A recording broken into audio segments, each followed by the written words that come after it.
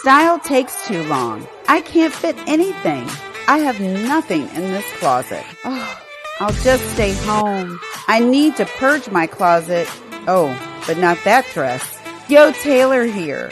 If you ever thought to say one of these phrases, then this show is for you. Join me at the Style Table, where we'll have candid and fun conversations about real women's style issues and wardrobe dilemmas. We will discuss solutions and ideas that will give you a big sigh of relief. You'll learn ways to save money, make money, and enrich the lives of others with the clothes in your closet. We're going to take the stress out of your style.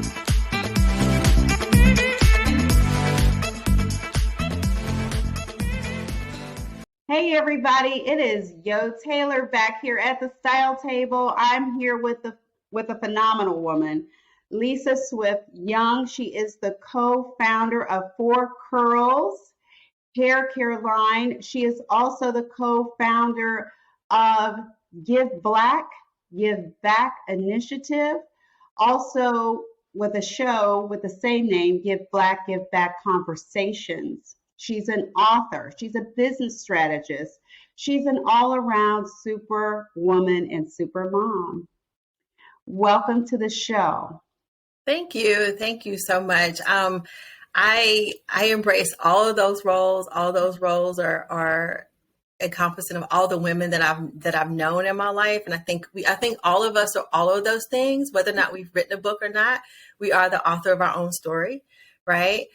Give Black, Give Back is specifically about that's our legacy. That's who we are. We always are giving back. Our community has always done that. And natural hair is sort of a goal. Again, it goes back to, so I own all of those and embrace all of those, but I also welcome in those who have, who've already done it before me and paved the way for me to be able to do that. So I'm so happy here to speak with you today and have a conversation about style. Which, okay, so I'm going straight to hair care. Yeah. So what was the motivating factor besides your own hair? Why did you decide to start this business? Well, the hair care line kind of came from a standpoint. So my daughter is 29. She just turned 29, and she's never had a relaxer. That was a very intentional piece. And for those of you who have daughters, that was more of a struggle than right? We all know that struggle. She went back and forth and she wanted a perm like everybody else wanted a perm. But my undergrad's in biology. So I understood like the chemicals that were in products. And I just didn't want her to start that process until she got old enough to make her own decision. And by the time she got old enough to make her own decision, I had convinced her that was the right decision, was to stay natural from that standpoint. And so the hair care line literally came from, we were watching some YouTube videos and this lady was doing her daughter's hair. And I remember doing my daughter's hair. And she was piling on layers of product. And my daughter has her undergrad in human performance and health. And so in my mind, I saw chemicals going to this child's hair. And I was like, we just don't know what we don't know. And so the brand was sort of born from that little girl who I did her hair, and I was watching other women not knowing, at least giving their children the opportunity, or not even knowing that they were putting things in their hair. So the line is a clean beauty brand for Black hair. We use 4 simple ingredients, which is why it's 4, the number 4. And so the line was born just based out of just people wanting to use all those things that, your grandmother used, your great grandmother used. They didn't have all these, brands. They just had what they had, and we all still look good.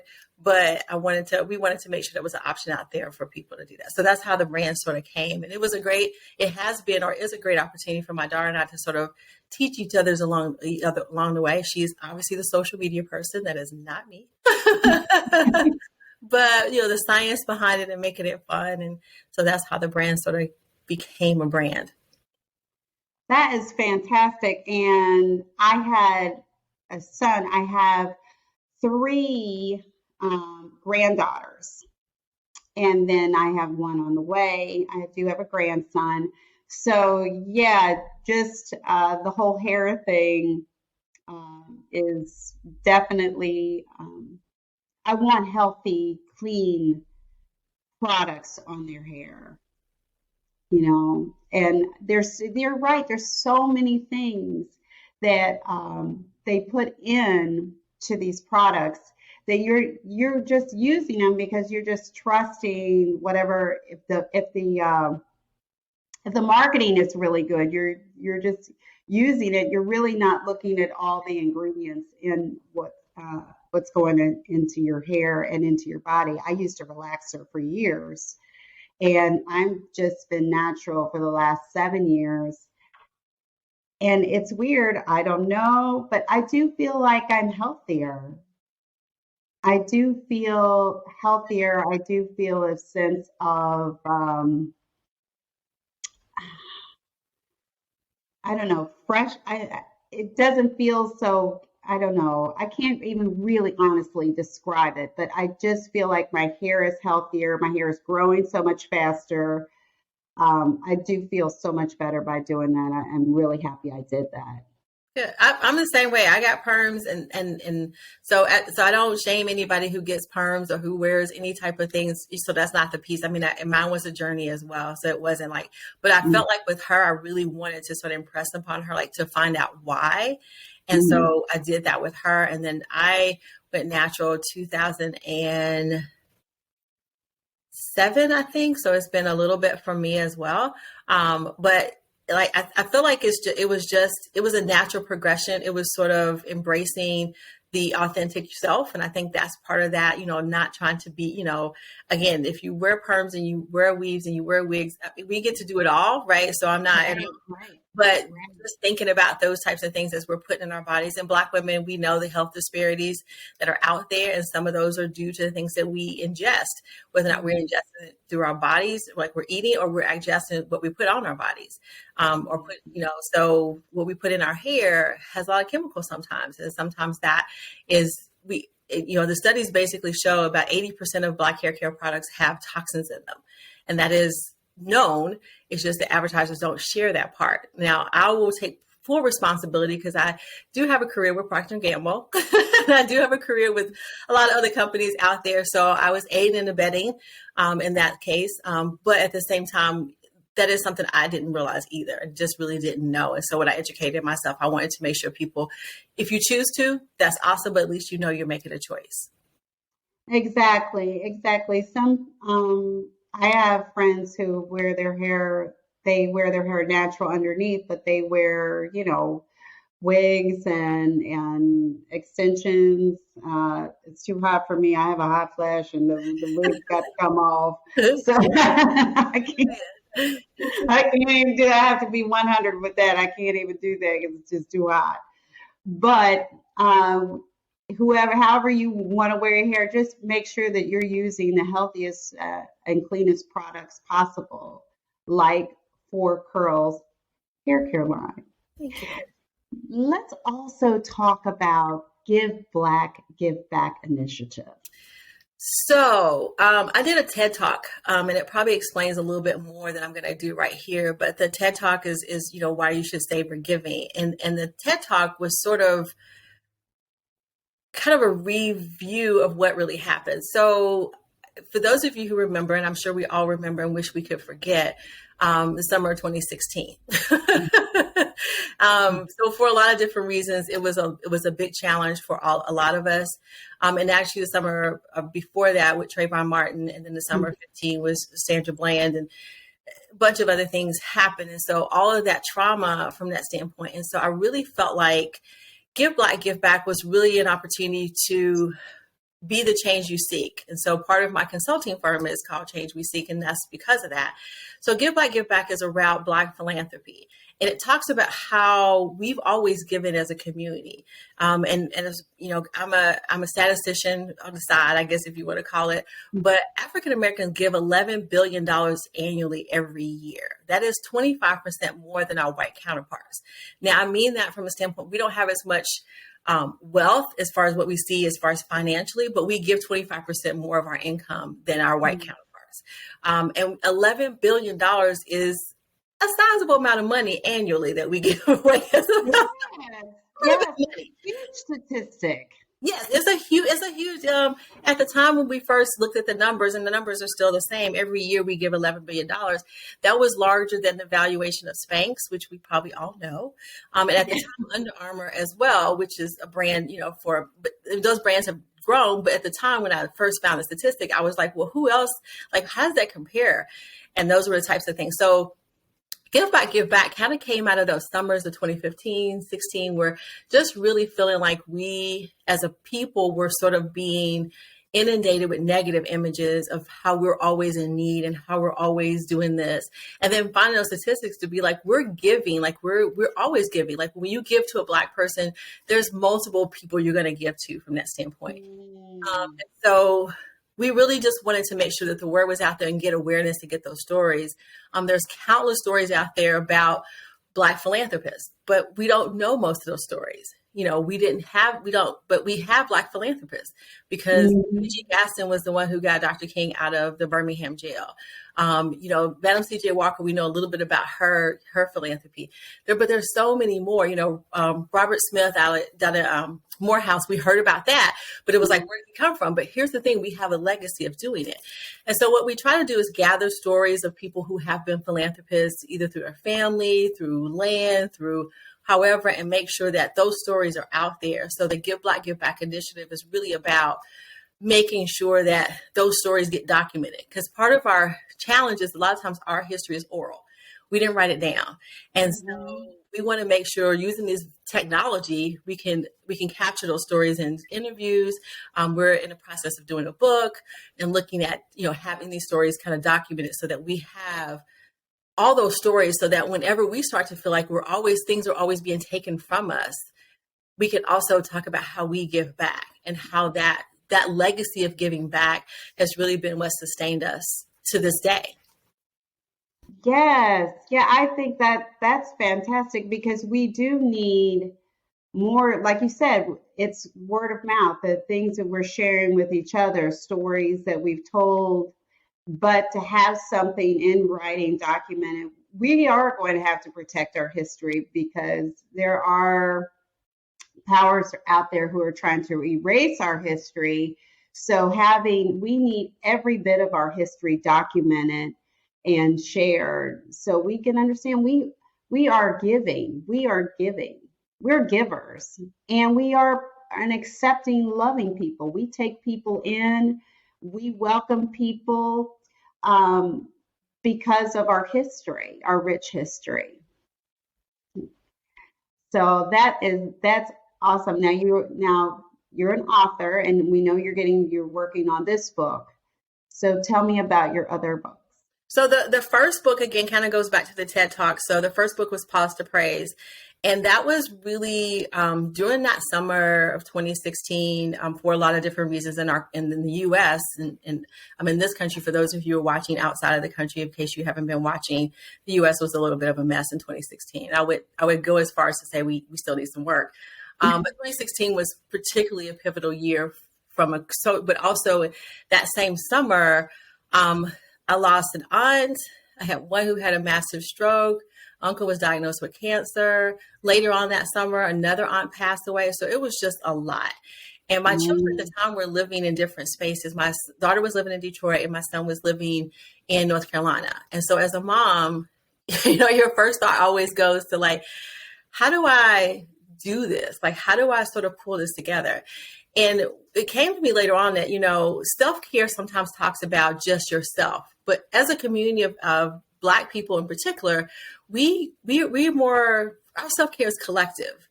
And it's sort of like when we pull people together is when we sort of feel stronger, like pulling all those different voices, your ancestral voices, your physical voices in front of you. And so I tried to figure out a way to, how do I connect with my kids virtually, not even knowing that this was going to happen 4 years later when we would literally be virtually. But in 2016, God sort of gave me this sort of thing. So we started texting every day. Today I'm thankful for, today I'm grateful for. And so it was really, we came up with this process of just pausing, acknowledging, uniting, sharing, and then evaluating how we feel, and then kind of just walking through that process. So Pause to Praise was born out of I think my son and I still do it. And so it was 2016. So 6 years, literally we text every day. And it's today I'm thankful for, today I'm grateful for. And it's really an accountability opportunity for us to sort of focus on the positive and focus on the opportunities that are in front of us instead of just maybe focusing on things that happen in behind us. Because I think that's what we tend to do. And I think we are wired sometimes to just focus on what didn't work and not really take a moment to really take a beat for what pause to praise, literally pause to praise. And so the number 2 kind of came because there's a verse in the Bible, Matthew 18, 19, and 20, which says if 2 or 3 are gathered, anything you ask will be given. And so I was like, I'm going to put that to the test. And so that sort of became pause to praise. So it is a compilation of some of the gratitudes that we share between my 2 adult children and myself. And it really helped our relationship in a very, very difficult time in 2016. And we were prepared, if you will, for 2020 when it happened, because we sort of already had this foundation of how we communicated virtually and how we connected with each other and kept each other positive. And so it's really been, the foundation literally came out of it, the Change We Seek Foundation, which is what we have as a family. All the books, my son and my husband have written a book. My daughter's written a book. I've written a book. I'm on my 3rd book now. We have the foundation, the hair care line. All of that came out of this simple, very 2016 mess that sort of became this opportunity for us to really pivot and to be able to really, switch gears to be able to see what we could do positively. And so that's how all the books have come out of that. My daughter has her book on hair care. My son and my husband did one, for like their football stuff. But ultimately they all came because we started to see the possibilities instead of just the problems. And that daily practice every day for just a couple minutes and exchanging those texts in a very collective way created what we have today. That is so inspiring. I think during that same time, we came up with a family Facebook page for mainly the young people to talk about their experience, how they were feeling at work, how they were feeling with their friends. And it was very positive. So putting that together with in a book as a roadmap for other families to do, I would definitely recommend it. It's so good. And people, young people need to understand they're still learning because their life isn't the way our life was. And it's getting better, but they still need, some things are still a little bit of a shock to them. So it's definitely good. Now, you said you worked for Procter & Gamble. Mm-hmm. So that's corporate. Yes. Wingtip, yes. Corporate.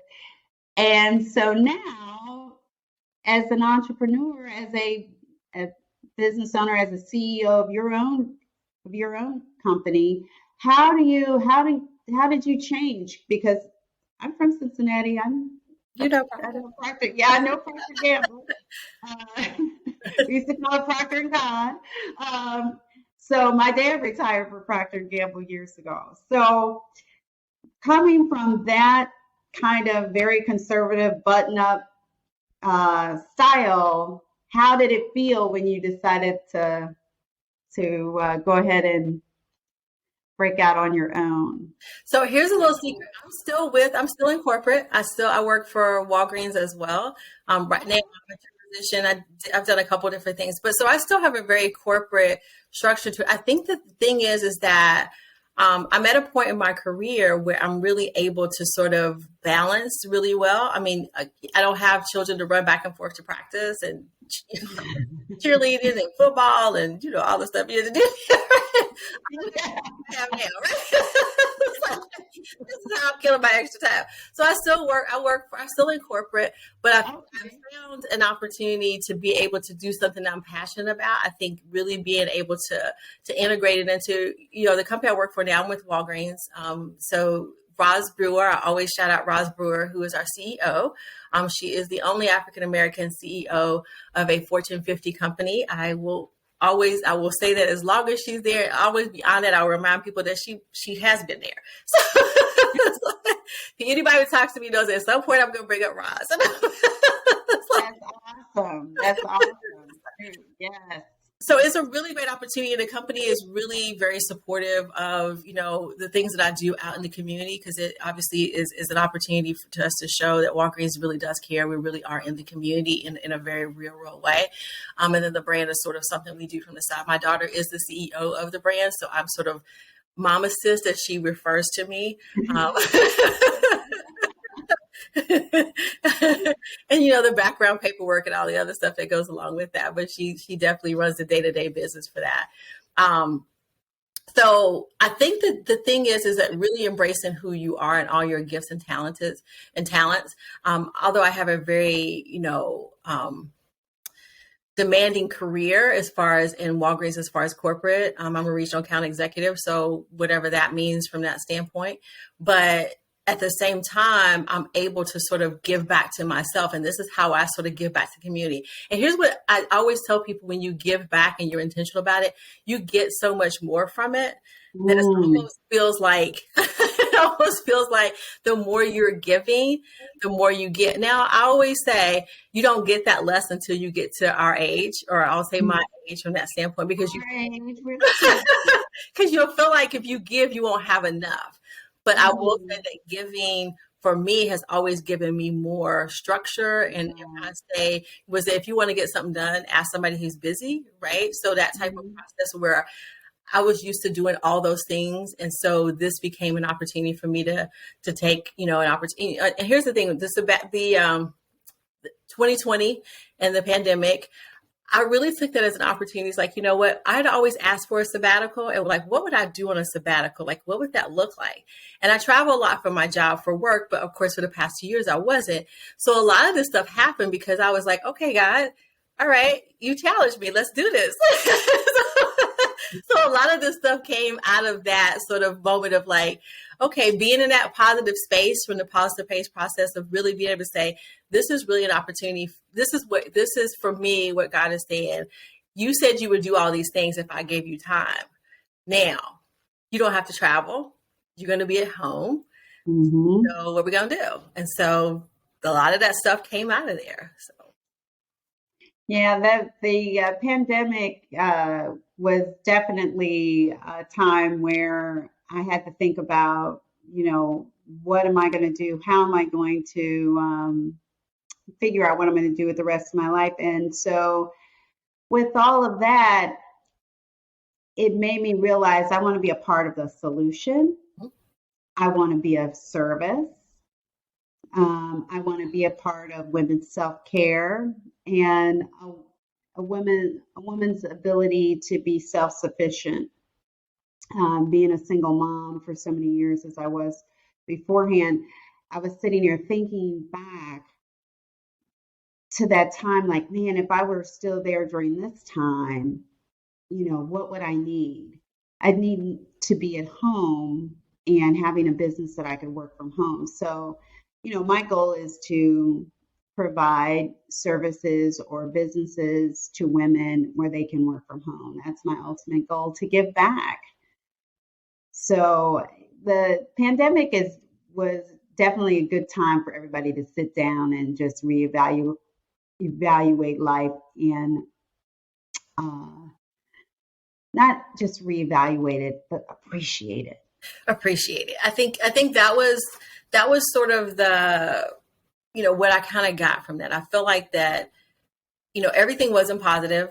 We lost a lot of people. There was, I'm not going to, say that it was all cupcakes and ice cream, but at the same time, I think I got clarity on what it was that I really wanted to do. The podcast started during the pandemic because we didn't have another way to talk to people, but we felt like these stories were calling for us to tell them still.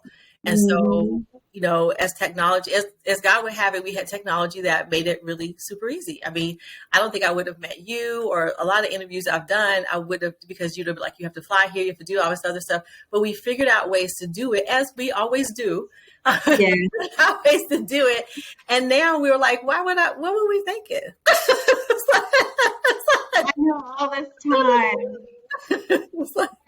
Honestly, because I'm a retired flight attendant, I remember during 9/11, I was thinking, because Skype started, Mm-hmm. and I thought for sure, I said, oh, it's over for us. Nobody's going to be flying. Everybody's going to be doing business by Skype. But people wanted that human connection. So it just kind of still was there, but it wasn't. But now it's a hybrid. People are demanding that they work from home, and at least a hybrid Yeah, most definitely. situation. Yeah. Yeah. Yeah. Because we're so I used mean, to I've met so many people across the world that I probably would have never connected with in the physical space just because of, time and money, have a tendency to hold certain things hostage. But those things now are eliminated when you have a virtual platform. I'm still doing it. Obviously, we're back out in territory and making, engaging calls and that type of thing. But it definitely, even some of my clients are like, hey, look, can we just do this really quickly over the phone, like over a Zoom or MS Team or whatever the platform is, because, we're in between like 4 or 5 different things and we don't want to schedule a boardroom, and let's just knock this out. And that, I mean, for as far as having to worry about what to wear, sometimes that can be a problem solver right there, because you only have to look good. You know, you only have to worry about that much of you. So, and you still want to, show up to where, you feel like you are presentable. You have information that people want to hear from. Yeah. I think it's a little bit of both. But I think style, like what you're doing, style is more about the physical out part as well, but also interior, like how you present yourself and how you show up for yourself, right? That style of, am I presenting myself as my most authentic self, or whoever I want to be that day? Maybe it's not authentic, but maybe it's somebody else. And that's fine too. So I think style kind of goes across the board. I think I've definitely been more ambitious with my style choices. During the pandemic, I think I tried a lot of stuff that I wouldn't have tried. And I'm like, I kind of like that. I think I'm going to probably take that on the road. And so, so I think I will say that I am definitely more creative because of, like this, think about this, or I don't want to, like, I wasn't the sweats person, during the pandemic. I literally had to get dressed to go on Zoom or MS Teams or whatever the platform was, because I felt like I needed to look a certain way. Like I felt like I needed to, it made me sit up straighter. I had to put on heels, even though you couldn't see them, because it was just, and maybe that's old school. Maybe that's something that we. No, it's energy. Somewhere. Yeah, it brings you extra energy. Right. So I think it still has a lot to do with how you present to yourself, because now you're looking at yourself, right? So maybe before we would look at ourselves one time in the mirror and maybe cast a couple glances, along the way. But now if you're on Zoom or MS Teams, you're looking at yourself like all day. So that's even more important. It's like, oh, I didn't know that was happening, that type of thing. So I think style it can be more, it's more than just that physical presentation. It's about how you present to yourself. How do you, I chose to, like, I have grays, and I don't shame anybody who does it, but I don't care. I don't have that kind of time, nor do I want to spend the energy or money or doing it. So I love you if you do. If you don't, that's fine. We get along just fine too.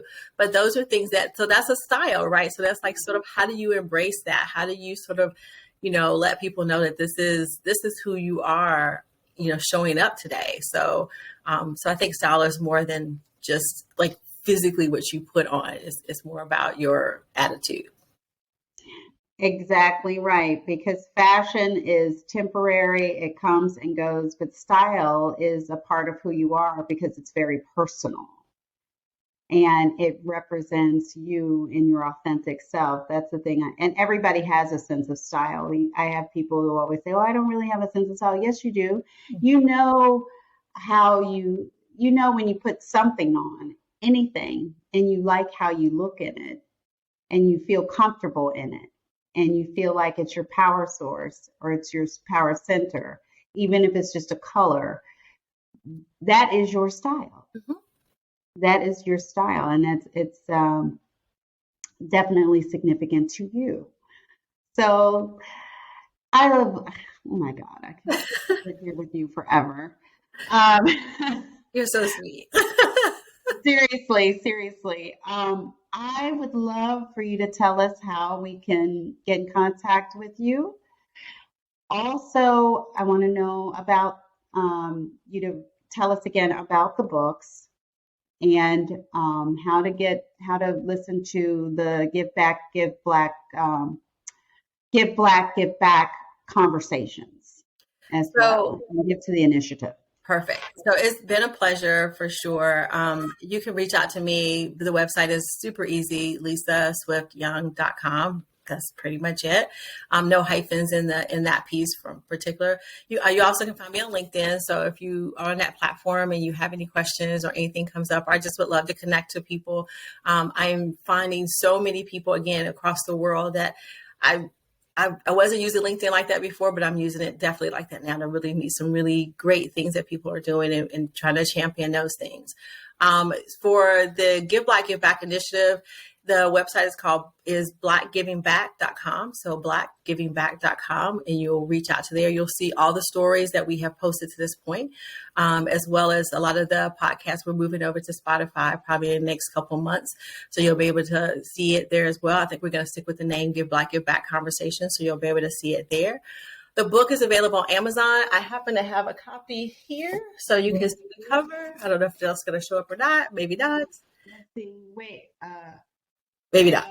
It's a little bright. A little bright. Anyway, it's Pause to Praise. I'll put it in the chat or send you, I don't know if there's a chat on this one, but it's called Pause, Paus, the number 2, Praise. And you can just look up my name again, Lisa Swift Young, on Amazon or any place you get books. You can ask for the book there and get that. And there's another book, The Power of 3. And then the third book will be coming out, which is, again, the stories that we're gathering for the Give Black, Give Back initiative that just really tells some of the amazing stories that are out there about Black philanthropy, of everyday people that you know and people that you may think you know. We'll have that out there. We're working on the book now, gathering interviews. So if you have a story, you can go on to blackgivingback.com and share that you have a story, and we may reach out to you. Awesome. And you guys know you can always find me, Yo Taylor, at thestyletable.com. I am on Facebook at The Style Table LLC, LinkedIn, Instagram, and you can see this on YouTube at The Style Table LLC. See you next time. Thank you for joining us.